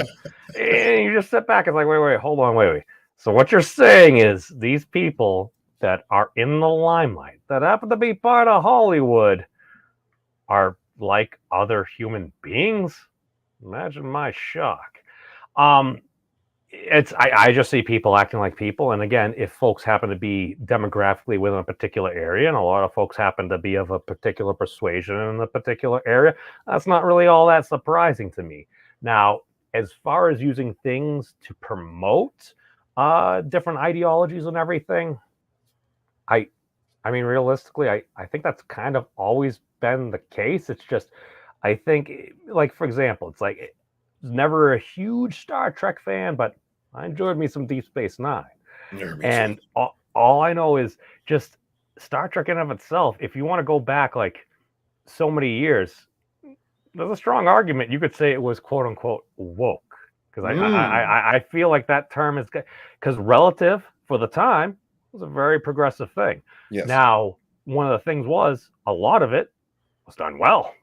Mm-hmm. Like Babylon 5. This is the thing. I've been watching it with Keith and Fat Steven for a while, and I'm sitting there, and at one point I'm watching one of the characters there, and it's like, okay, and then all of a sudden, the two ladies one lady is missing from the other's quarters, and the other's bed, and I'm sitting there, I'm like, I literally didn't realize that until the second playthrough when we were discussing the episode. I'm like, they definitely just did a little something in there. I didn't even notice. It was put in so well. That's why I think J. Michael Straczynski and hopefully Babylon 5 does get its reboot, and hopefully the Maestro can do his work there. Because that's one of the things. I think a lot of it comes down to you can put a message in there. That's nothing new and everything. And the argument is very often the discussions usually don't get this far, Stephen. Just from my observation, is one of the reasons why it's kind of stressed is that if you're talking about historically marginalized groups or folks that maybe are still marginalized as well, if you have the chance to help a person out, why not do it? Then again, doesn't necessarily need to be codified in some form of law, or is it more like, well, we really just we want to make sure that again a fair shake and everything. And unfortunately, that discrimination does still exist in many forms.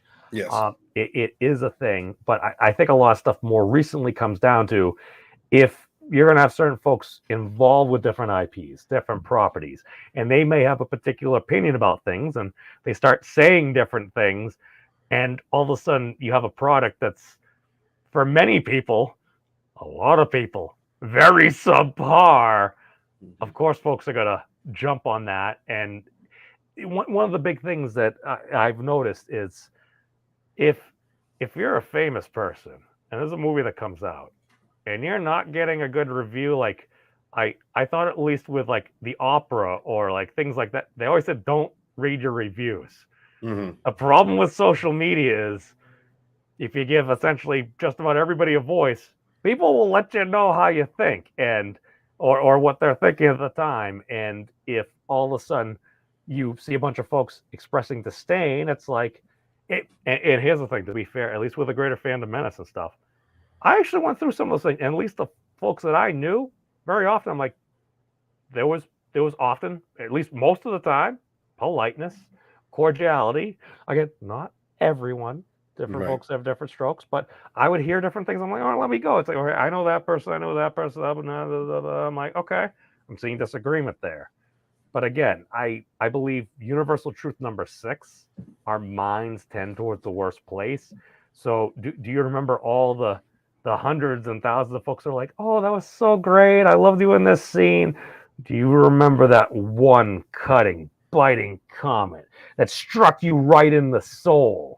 Right. At least that's what happens for me. So I can't speak for other people, but I tend to think that it's just bad. It's like if you're promoting anything and you start saying that, well, this isn't for you or blah, blah, blah. It's like you do realize you're a person that many would say are in a position of power, especially if you happen to have blue privilege on the Twitters and stuff.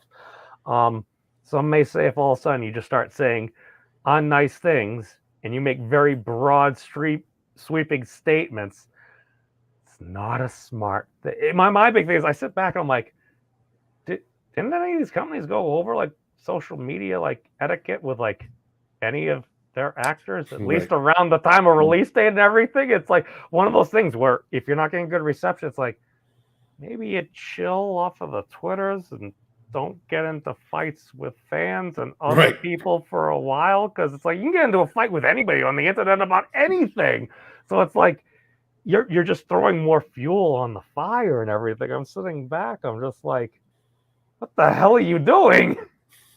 It's just not smart. It's just not good business. It's like, what are you doing? And I've heard tale that certain entities are just like, cut the crap. Stop fighting with the fans. It's like,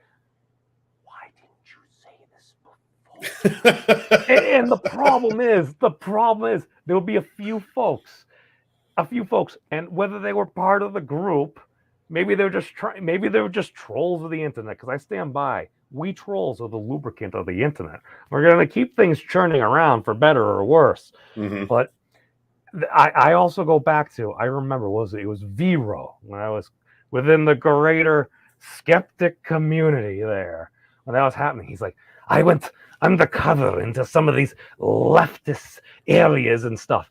And some folks that were there, and they're like, we're just throwing random shit out there and seeing what sticks against the wall. I'm like, wait. So what you're saying is there are some folks there that fully admit that they're just throwing a whole bunch of hot garbage out there and seeing what takes. And then since somebody gets into an argument and they're like, well, I agree with this person. I like this person. I don't like this person for this reason. So let me argue this. It's like, do you even believe what you're arguing for? Do you even know what you're arguing about at that point? Because I've had this. I had this was about 2 years ago. I won't give the names, but something within the greater comics, whatever. There, and one person I know was like, "Oh my god," because they're commenting and saying all these not so nice things about somebody I like.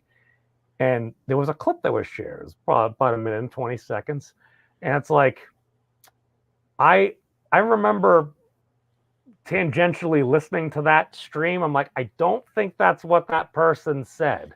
It's like, do you think this might be out of context? Well, why would so-and-so put this out of context? I'm like, well, hold on. Let me just go back. Let me go back to the exact stream. Go back to the exact stream. And of course, the 15-second point right before the clip started, the person said, now, if you are a good person, I am not talking to you. I am talking about these other people. If you are a good person, I am not talking to you. So that part was completely left out. I set the timestamp to this person. The person stopped talking about it. Enlightenment, man. It makes all the difference. Well, the problem is, that's the thing. It takes time. Very often, it's just a lack of information. If you don't know what's going on, it's like I mean, you know this from like trying to report on things. Like back in school, it's like history. What do you have? You have primary sources. You have secondary sources. What was a primary source? A primary source back in the day was like a letter or some record. It's like, to be fair, it's like, is that still a primary source? I don't know. I thought it seems like video is a primary source. It's not like anybody could ever take something out of context and make a situation look completely different than how it actually appeared. No shit. Do you, and kind of going along with that, like, do you think that the rise of social media had something to do with people's need for attention or to be hyperbolic in order to get attention? Oh, absolutely. I mean, it just goes hand in hand. It's like, well, if you're going to try to earn and win the internet, you need to earn your internet points. How do you earn your internet points? Well, obviously, the best way to judge the intent and how well a person knows stuff and things is by the size of the number of people following and subscribing to them. I mean, obviously, the more folks you have, you must be true. It's not like people are just clicking on for whatever reason they have there. It's a game. It's been gamified, and unfortunately, again, in my opinion, a lot of the most just salacious stuff is incentivized and everything. And even if folks don't necessarily want to do that, it's like, if you built your channel slinging a whole bunch of hot takes about whatever topic it is, you got to keep on slinging those hot takes about whatever topic it is, or else the algorithm's going to be like, this isn't what we want. We're going somewhere else. I've talked to people that have been associated with some larger channels. I've literally been told, it's like, yeah, they tried putting out different content. Wasn't getting views. You got to just keep on putting it out there. So you're almost kind of becoming almost like a slave to the algorithm in and of itself, especially if it's your job. If you're just doing it as whatnot or make a little side hustle or something like that, it's like, oh, that's cool and everything. But if this is people's livelihoods and they're trying to base other people's livelihoods, it's like, I can understand why people are doing things. It's like, I can disagree. It's just one of those things where it's like, yeah, if you want to get attention, it's like, well, what are you going to do? Well, what's getting attention? People saying a whole bunch of things. Well, I need to say a bunch of things. Well, I'm not getting attention. Well, you're not the first person to say it. Well, okay. Well, let me just say something a little bit more extreme and a little bit more extreme. And then you go into either a purity spiral, or often there'll be a implosion or deplosion or something like that, where people just keep on going. I'm just sitting there. I'm like, it kind of is like the spiritual like storm that you were talking about there. Because as soon when you were just making that description, Stephen, I'm just listening and I'm like, sounds like chemistry to me. It just sounds like chemistry, sounds like physics, sounds like a whole bunch of entanglements of a whole bunch of highly charged particles that don't always mesh quite well. Sometimes it's kind of like baking soda and vinegar, and sometimes it will fizzle over, and sometimes it's like francium and water. It just go pow. Yes, sir. Do you think that there was a level of unpreparedness socially for the for the power, the reach of social media, and that has led to some of the verbose reactions from people in Hollywood to criticism? Yeah. Well, I mean, Barnes and Noble didn't really get up on the internet probably about as fast as they should have. Well, neither did Blockbuster. I still miss Blockbuster. I got my movie pass. I watch my like 3 movies a night, doing third shift security and stuff. Oh, it was great. The B flicks that I watched, amazing. But yeah, no, a lot of people did not, in my opinion, really see these things coming. Some folks did. 4chan, they saw it coming. Oh yeah, man. Well, you just look at it's a set of it's been said the internet is a set of tubes, and all I know is as far as the internet goes on a set of tubes, it's like, okay, what are your barriers? I remember popping on at like 28.8 modems, and that was actually still pretty good. I still remember lagging out, getting killed by a freaking Dread Knight in Ultima Online while I'm lagging there for 19 seconds. Like, no!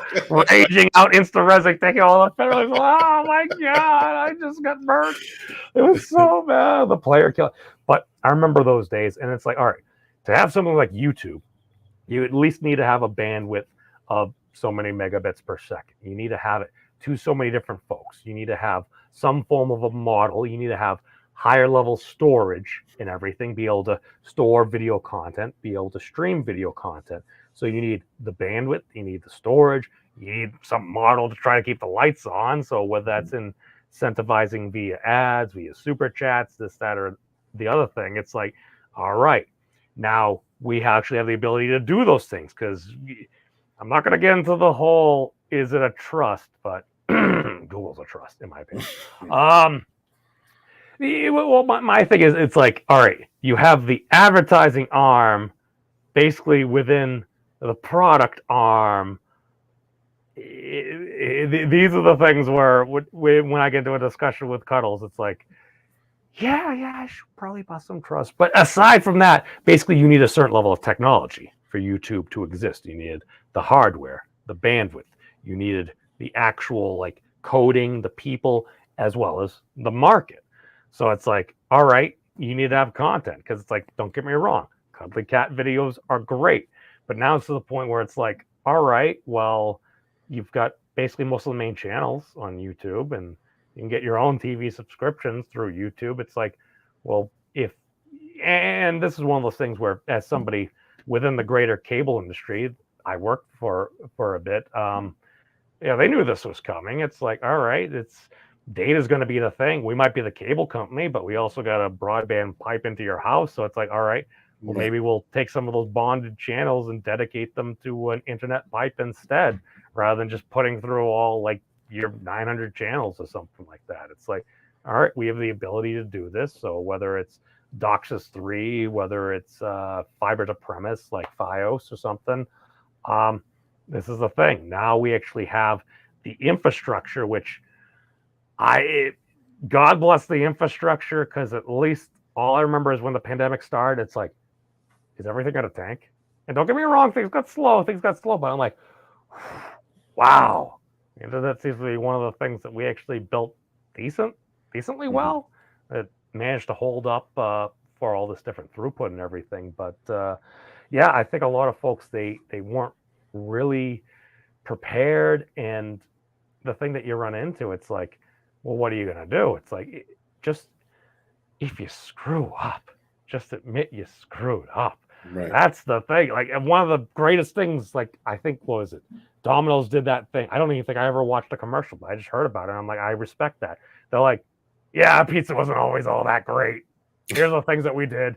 Now it's a lot more consistent. And I'm like, to their credit, their pizza is more consistent. That's the thing. People just take things so personally. Yeah. And when you get those few folks out there that say those mean things and everything, and you're like, well, you might not know those people. We might not know those people. But those folks are like, wait, these are the folks that were criticizing us. And these folks said some terrible things. So, of course, we're going to assume that they're with those people. So we categorize them in an all type of thing. And that's and this is why I support the legalization of dueling. Me too, brother. Legalize dueling. Yeah. It would solve a lot of Really issues. would. Well, with the internet, it's like kind of made talk cheap in a way, and that we could just come on here, Stephen. We can talk a whole bunch of hot garbage about whoever, whatever, and we don't have the proverbial knuckle sandwich. The means of destruction does not promote violence, nor does author Stephen Walton, unless it is fully legalized in dueling among consenting adults. Mm-hmm. Oh, yes. Yes, sir. And I do support a birthing license. I think some people are too stupid to breed, but I wouldn't stop anyone from having sex. Doctrine of bodily autonomy. So real quick. This is the thing. You pick and choose your topics, Stephen. This is the thing. I've attempted to pick a series of things. I'll let a lot of things go. My hard lines are: you don't tell somebody what to do with their body, and if you're gonna support that, you want to be consistent. Because one of the things that I notice about any type of factions or groups that are arguing amongst each other, it's like, well, have you tried to have a conversation? Well, we had bad experiences and stuff. But the general underlying thing that I've heard from whether it's folks over here, whether it's over there, it's like, they're dishonest. It's that they'll say that they stand for this in this instance when something that they support. Right. But if you try to delve down to the underlying principle, it's like, well, they're making fun of us and hating on us, but it's essentially kind of the same thing there. Mm-hmm. And I've seen this happen. I'm in chats where it's happening. And I'm sitting there and I'm like, okay, this is very interesting. I'm like, well, doctrine of bodily autonomy. Well, F those people. And I sit back and I'm like, is that really what a lot of this riff boils down to? Just a standard schoolyard. It's like, how much of these issues are actually an issue? Or does it just come down to, I don't like these people, F these people, I'm going to use anything I can get a hold of to hold it over their head and go after these people. Right. That's what it kind of sounds like, or seems like, at least in my opinion, is what's happening sometimes. Because I'm just like, okay, you could report this in whatever way you are, but if you're going to say this and this, and leftists freak out, or conservative sees or something like that, it's like, okay, now you're adding your quote unquote spin. Memes I have. Go on. Oh, I'm sorry, brother. I didn't mean to interrupt you. I was going to memes I've enjoyed when you've been in my chat several times, and you have done that. You have pointed things out. You've given your opinion. You said, "Hey, look at it from this side," or "Hey, this is contradictory." I've really enjoyed that. I think that we need more people. We need more people like that can point out inconsistencies, at least what you were saying, to root issues, because we do get lost. I think we get lost in our own perspectives, our own egos. We get caught up in negative intention. We get caught up in looking at things from a dark perspective, from a negative perspective. And I think that that's a very healthy thing that you do. I appreciate it when it's in my chat, by making sure that, not making sure, but looking at what the underlying issue is in something and removing any inconsistency in how you view it. Do solely to your own ego. So what do you do that in all aspects of your life, or is that how you have checked and balanced yourself and your philosophy? How have you progressed thus far in your own personal philosophy? I am a total hypocrite. Now, aren't we all? Well, we'll see. Here's the thing: it's how often do we hear people say that? Mm-hmm. I say, well, this is also one of the things that kind of went into this kind of whole internet persona, where it's like, I sit back and very often people are wearing masks and stuff like that. We go through certain things throughout society and even on the internet and everything. And I'll see people doing the things that they're supposed to do. Why? Well, that's what other people do. They're following the business model. They're following the program. Why? Well, the program has worked for other people, so of course it's going to work for us. And maybe it will. And you know what? Hey, power to you with whatever you want to do with that. Now, I'll sit back and I'll see very often people being like, I am such a wonderful... Essentially, it's like, I sit back, I'm like, I don't think there are many saints among us. Now, occasionally there may be some walking the planet. I don't necessarily know exactly where they are. They might be in Florida. But all I'm saying is I see a lot of folks that seem to be acting a particular way. It's like, well, is that how you actually are? No, I'm doing this because this is what I'm supposed to do. It's like, well, I mean, now are you being honest about this? I mean, if that's what you want to do, and just being straight up with folks, so some folks will have different personas where this character does this or that. If that's what the gist, if that's the bit, then I mean, just be honest with people. But when you got folks kind of quote unquote prancing around, acting holier than thou, and it's like you sit back and then all of a sudden you hear this story about the person. Oh my God, that doesn't fit with their image. It's like, and this is one of the things I noticed in politics, because no matter what happens, it's like you end up having some salacious story come up. I'm like, all right, from what I've seen stories about all these different groups of people, this, that. It's like, now, is it a particular thing associated with any of these particular communities in general? Or is it that just humanity can be kind of sinful creatures? I don't know. At least a lot of the old scripture and everything kind of told us that humans were sinful creatures. So it's like, well, if that's the case, why would I lie about that? Why don't I just be like, I'm a complete sinner, a hypocrite, and a terrible human being? And if they get that out of the way, it's like, what's somebody going to criticize you for? Being a hypocrite, a sinner, and a terrible human being? You know that. Right. Yeah, and I think a lot of it comes down to, I think, and actually to give some credit to Tim Pool, I think he did kind of nail this on the head, because this is something that's been overlooked. I'm sitting back, people like, oh my God, these companies are so woke. They're doing this. And it's like, okay, maybe that is the case. I actually had a friend who I did some streams with before, and he was actually doing streams about how to fight back against CRT and stuff like that. And he's like, oh, this is how we go about and everything. And then at one point, he came to his work training, and they were having CRT training. And apparently his trainer came in and was just like, y'all are racist. He didn't say a dang thing, Steven. Did not speak up against it. He's like, I totally cucked out. And it's like, I sit back and I'm like, you're the dude that's telling other people to do this. And now, and again, like, I feel like a lot of these different trainings, because I've sat through like some of the sexual harassment trainings and stuff like that. And the thing is, you sit back and you kind of laugh and guffaw at it. But then again, at the same time, I do remember that XX Mrs. Memes was literally groped on the job. It was from an outside contractor. It's a different story. Unfortunately, these things do happen. Okay. Now, most of it was lighthearted and this and that.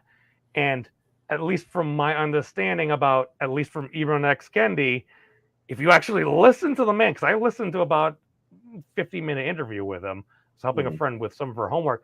I listened, and one of the first things is like, you actually have to agree upon a definition. Because if you don't agree upon a definition, you're not getting anywhere. And what I notice is nobody agrees upon anything, because it's supposed to be one of those things where it's like you reach out to somebody, you have a polite conversation. Now, see, my issue comes up with I actually believe that one of the most powerful things that Professor Jordan Peterson ever said was from his first book, Maps of Meaning. And he had a quote in there from somebody else. And the quote goes something like this: the prerequisite for political stability is social justice, for it's the nature of things that injustice will not endure. Now, my issue comes with taking the shield of social justice, something that's meant to protect those who have been or are being oppressed, taking that shield of protection and then just turning that into a sword to smite those that you disagree with.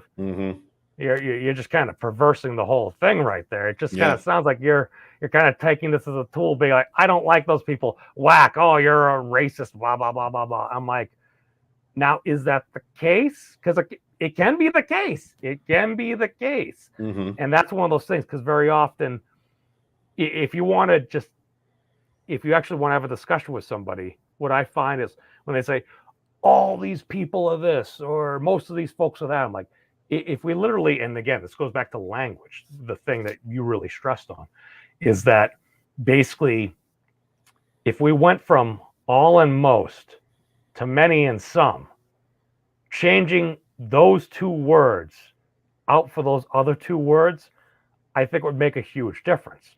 But then it goes back to, well, you want to be hyperbolic. You want to get that extra stress out there. You want to make sure that you're doing the right thing. You're going after the right people and everything. Right. Because if that's where the incentives are, and I said, and unfortunately for me personally, this kind of hit me because that's unfortunately probably one of the reasons why myself and ex-Mrs. Beams aren't together. Because at one point it was like, I remember it was the night that Senator McCain had passed away.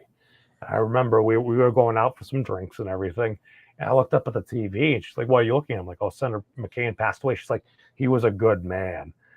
And I'm like, of course I made the mistake of saying, "Yeah, I voted for him," which turned into, "You voted for Sarah Palin?" I'm like, "No, I said I voted for Senator McCain," which turned into, "That's right. You voted for Donald Trump. All Republicans are evil." Oh, no. At that point, Stephen, at that point, to be consistent, if anytime somebody calls out all of any one group or community, for the most part, as being evil, that bothers me. Mm-hmm. At that point, I was like, no, they're not all evil. I may have not had any intentions at the time of voting for a Republican. I may not even support a lot of the things that number of the candidates may support. Mm-hmm. But if you're going to start calling all of like millions and millions of my fellow Americans evil, probably why we're not together. Yeah. I also hit her accidentally with a 20-foot wave at Typhoon Lagoon. But that's another story. That's nuts, man. That's crazy. That's a blank. Yeah, I don't like blanket statements. I didn't realize my own hypocrisy in that. A script doctor actually pointed that out to me. We were hanging out a while ago. Like he's another quite intelligent man in our community, and he hit me up on that. He was like, "Yeah, Steve, say you don't like blanket statements that you're saying Hollywood. You don't like blanket statements, but you're saying like this group." And it's like, there's a lot of different people, a very diverse community in that group that don't think all the same way uniformly. And I try to catch myself whenever I make those types of statements, because it's very true. And even in a small cluster of individuals who all believe ideologically the same way, they are all still individuals who have their own perspectives, experiences, and approaches to a problem, issue, or difference. And I think that's an important and healthy aspect of being a growing society, or at least a cohesive one.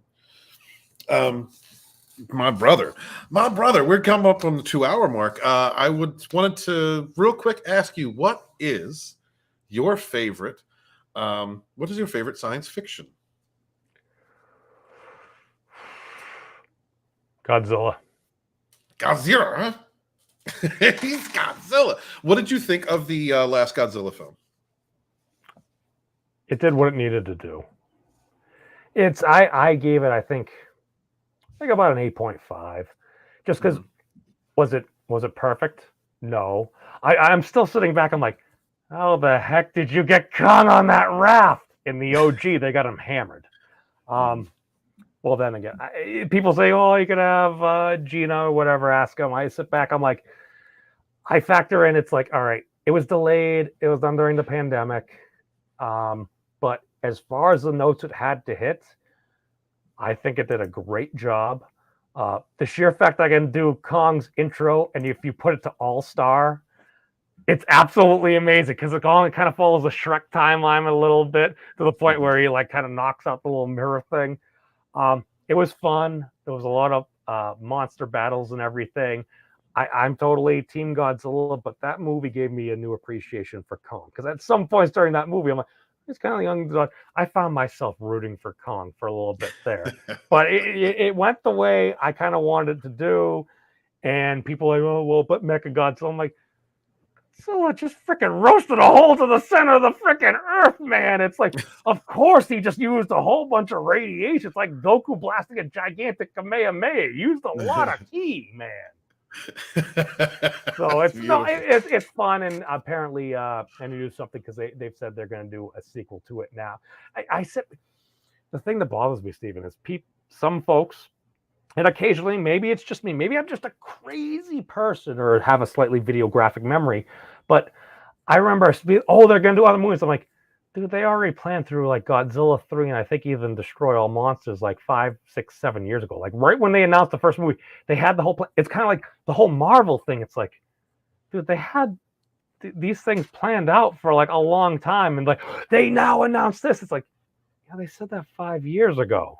Now, might they drop a rad project?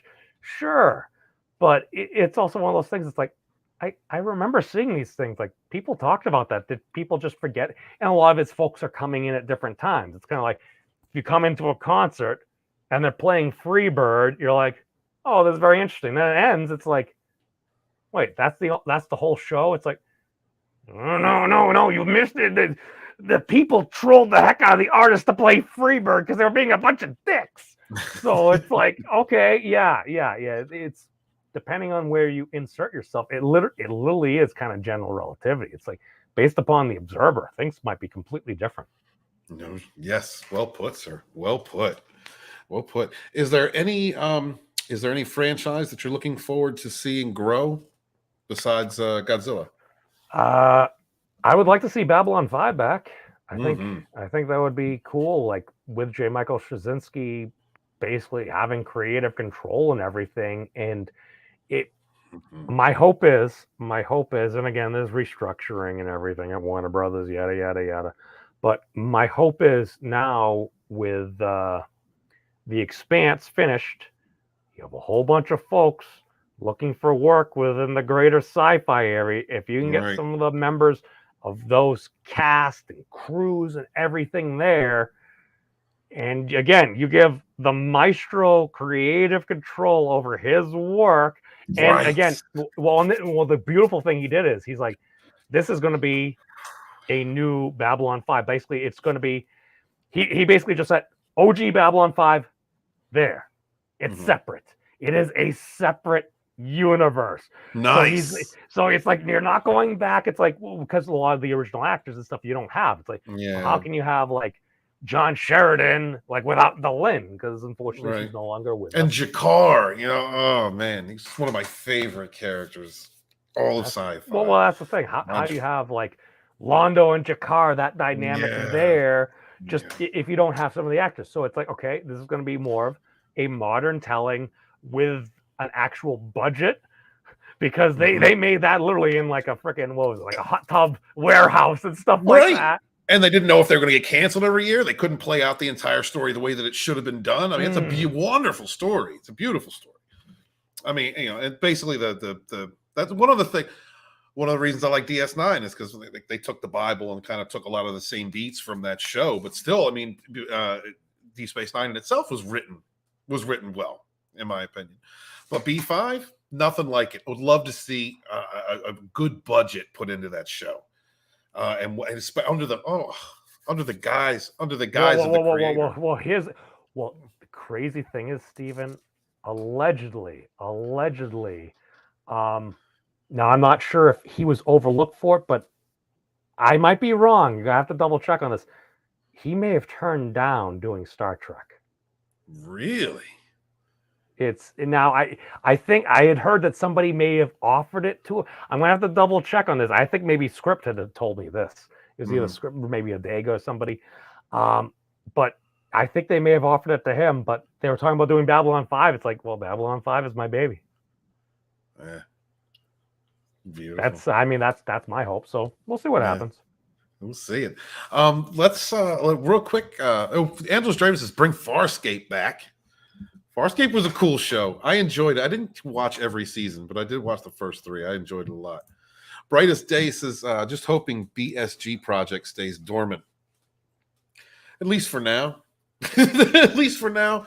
I think when some better creative talent comes forward, I wouldn't mind seeing another reboot or well, that's the thing, because so much stuff. Sorry to cut you off, but it's like you look at it's like had a lot of these things just been done better. I mean, a lot of folks wouldn't be complaining. People will always complain about something. There's always something to complain about. But it's like you're not going to give folks this just all the fuel and everything about, as long as you treat characters with respect. Because like even Godzilla, it's like, yeah, I saw Godzilla getting ragdolled by Mechagodzilla. Yeah, I saw Kong's chest get crushed. But it's like, one, Kong did not give up. He literally passed out. That was the thing. It was like a pro wrestling match where it's like Austin did not tap to the sharpshooter. He passed out covered in blood. So you get respect for that. And then it's like, well, Godzilla. It's like, well, he was only at half power, and even director Adam Wingard was basically like that. So I'm like, I think the dude man did a good job. So it's like, as long as you can have fun with it, and he happened to be a Godzilla fan, so it's like you're probably going to want to have folks that are they're fans to it. Do you necessarily need to have somebody that's a long-term fan? No, but it's like it probably wouldn't hurt to be familiar with the material. I'm just saying. Just saying. Yeah. Memes. Is there any advice that you would give to any YouTuber out there when creating a channel? Have fun. That's all. Because the thing is, whatever you do, if you're not having fun, at that point it becomes work. And especially if you're not getting highly compensated for your work, it's like, is that really worth your time? And you know, even if you're being highly compensated, you see a lot of YouTubers and they run into burnout stuff. Like pretty much up until right about today, I took about a week or so off, only put like a little thing out here or there, just because like, all right, I'm going to go do some other things, give myself a little time to decompress. And it's like, oh, because when you immerse yourself into whatever universe, metaverse, fediverse, multiverse it is, if you're spending your time around folks and if they're all saying the same thing, no matter what it is, it's like, well, that's going to become your reality. So it's like, at some point, it's like, oh my God, how much time am I spending listening to people complain about things versus actually watching things? I'm like, I haven't been watching almost anything. I'm like, this is terrible. So I start catching up on some death battles and stuff like that. It's like, oh yeah, this is why I like the internet. Hell yes. My brother, thank you so very much. Real quick, just wanted to say, Adega Outlaw says he had an aversion to Trek Paramount since the whole thing with Deep Space Nine. DJ Odyssey says Paramount Pictures offers Kaczynski a chance to work on Star Trek, but refused because he didn't want to work with someone else's series and thought that the Star Trek fans didn't like him. And Brightest Day says, I stopped streaming a month ago for my own sake. Well, brother, get your head back in the game, bro. Thank you guys so much for being here. We appreciate you for stopping by. Please make sure to share out the stream. Subscribe to Memes of Destruction if you have not. And next week, I'm going to be having 32 Flavors of Nick Weiser. Looking forward to seeing him. And thank you guys so much for being here. Everyone who's in the chat, everyone watching this later. Memes, any final words?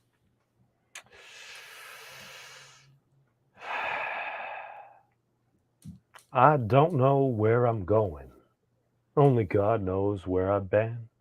You don't want this man a singing, but we got to get Cuddles to 10,000 so he takes his shirt off. Yes, we are definitely doing that. Please get Culture Casino. Link in the description below. Subscribe to Culture. Love y'all. See you. Wash your hands, wash your ass. Be good to each other. Yes, suffer no fools. Peace. Who had told us at a town hall, I think it was in July,